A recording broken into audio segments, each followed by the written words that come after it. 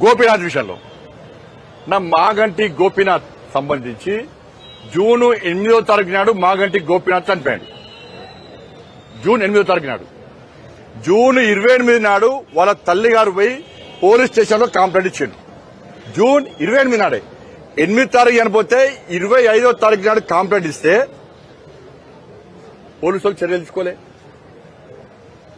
ఈ Twitter news తెలియదా? గోపీనాథ్ మొదటి భార్య విడాకులు కాలని చెప్పి ట్విట్టర్ టిల్లుకు తెలియదా? గోపీనాథ్ కు తల్లి ఉందని తెలుసా తెలియదా? గోపీనాథ్ కు ఒక కొడుకున్న విషయం తెలుసా తెలియదా? 25 కంప్లైంట్ ఇస్తే ఇలా 6 నెలల తర్వాత వచ్చినట్టు నీ మంత్రే ఆ తమ్ముడు చెప్పిండు, వాళ్ళ కొడుకు చెప్పిండు. పువ్వాడ అజయ్ అనే మాజీ మంత్రి నన్ను ఫోన్ చేసి చంపేస్తా అని బెదిరించిండు తెలంగాణకు వస్తే అని చెప్పి. మా అమ్మను కూడా కొంతమంది బెదిరించిండ్రు తెలంగాణకు వస్తే చంపేస్తామని చెప్పి, అందుకే రాలేకపోతున్నామని చెప్పి క్లియర్ గా చెప్పిండు. ఇవాళ మళ్ళా గోపీనాథ్ వాళ్ళ కూతురు, ఈ రెండో భార్య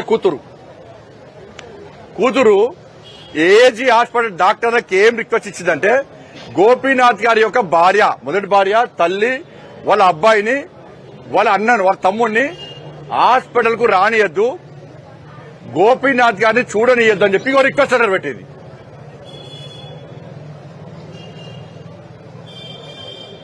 గోపీనాథ్ గారి భార్యను చూడొద్దట, వాళ్ళ తల్లిని చూడనియరట, వాళ్ళ కొడుకుని చూడనియరట, వాళ్ళ అమ్మని ఎవరు చూడనియరట. ఇక లెటర్ పెట్టింది.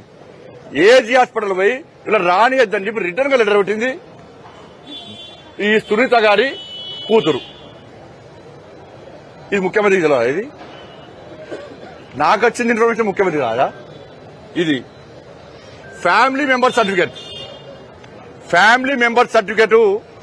ఈ సునీత అనే వ్యక్తి ఫ్యామిలీ మెంబర్ సర్టిఫికేట్ సబ్మిట్ చేసింది. దీన్ని ఆర్డీఓ గారు నువ్వు తప్పుడు ఆధార పత్రాలు